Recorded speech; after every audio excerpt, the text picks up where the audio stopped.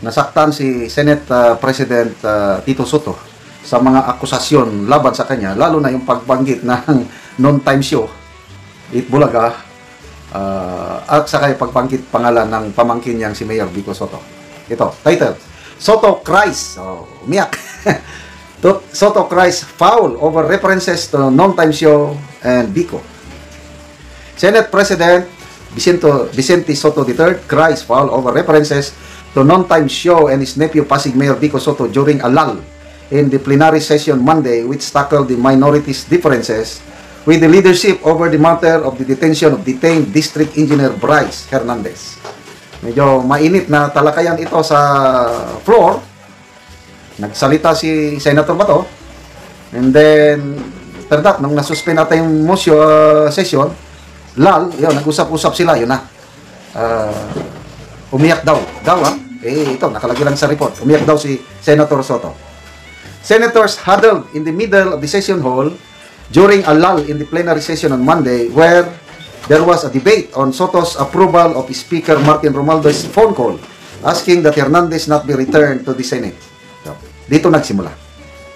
Kaya ang reklamo ng minority, dapat kinonsulta muna ang committee, yung Blue Ribbon Committee, na dati ang chairman si Senator Marcoleta. Ay wala eh. Isang tawag lang ni Speaker Martin Romualdez, pumayag naman ng Senate President. Wala na, hindi na ibinalik yung engineer sa Senate Detention Facility. Doon, yun ang nagkakatalo sila. Mainit na talaga yan. Nagkainitan na.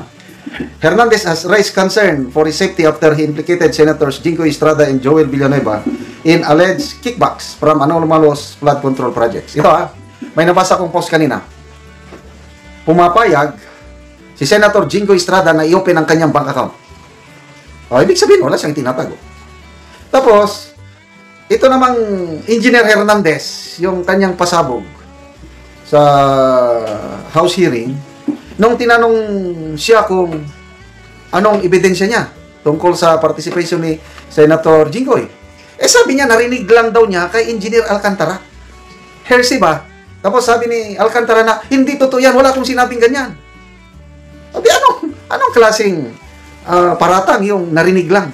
Mahina ang akusasyon nitong Engineer Bryce Hernandez na magkano lang ang sweldo niya, mga 50 to 60,000 per month. Nakakabili ng Lamborghini, 30 million pesos.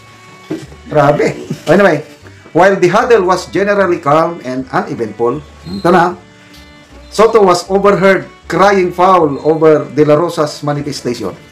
Ay, hindi pala talagang umiyak. Reklamo lang na hindi maganda. Ito ang sabi ni Senate President. Masakit din ang sinasabi nyo. Bakit binabanggit mo it's non-time show?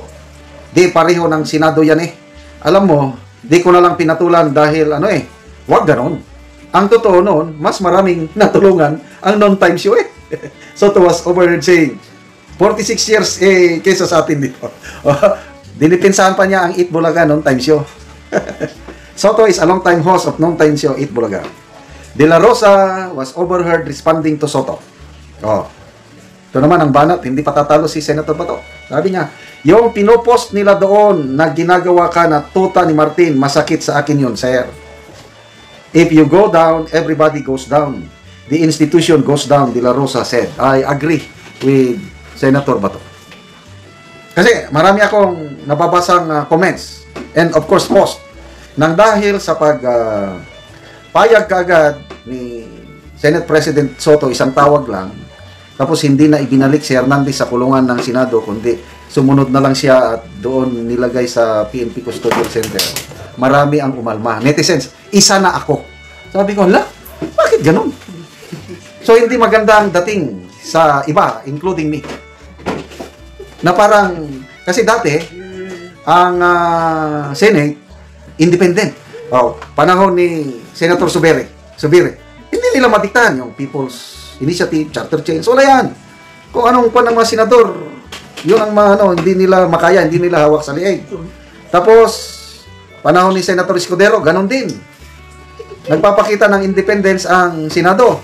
Pag-upo ni Senator Soto, isang tawag lang ng speaker, pumayag ka agad. Anong impresyon ng taong bayan? Oh. So ito yung sinasabi ni Senator Bato, masakit sa akin yun, sir. Na tingin ng ibang netizens, tuta ka ni Romualdez, masakit. Kasi nga, buong Senado damay. I agree. So, sana naman, anyway, tapos na, yung kinonsulta ba, hindi yung, hindi. O sige na. On his own, dahil may kapangyarihan daw siya, Senate President, yun, pinayagan. Sabi naman ni Senator Cayetano, only the chairman of the Blue Ribbon Committee alone ang makadecide. So kahit hindi na chairman si Senator Marcolita by that time, ay wala pa atang na-designate na na Blue Ribbon chairman during that time. So sana man lang, ang reklamo lang ng minority, kinonsulta man lang sana, bakit hindi na siya nagkonsulta? Yun po ang punot dulo ng kanilang mga bayan. Okay, salamat mga kaibigan sa inyong pagsubaybay sa channel na ito. Nakakatulong kayo ng malaki sa tribong Talandig ng Bukidnon dahil ang sweldo natin sa channel na ito is pantulong po sa tribo. Namimigay tayo ng libreng yero at pako para makapagpatayo itong tribo ng mas maayos nilang tahanan. Panoorin niyo ang video nito. Ang nataga ano giro. Mag-atop na ni siya karon.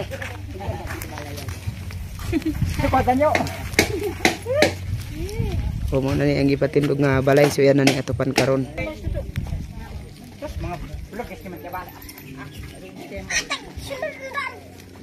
Hari udah janji taluk dia. Kamalin. Jangan naik bara sa sampaw.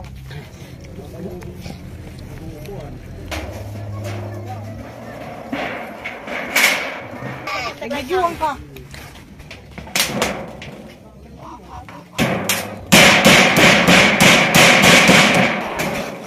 Lagi sa tay.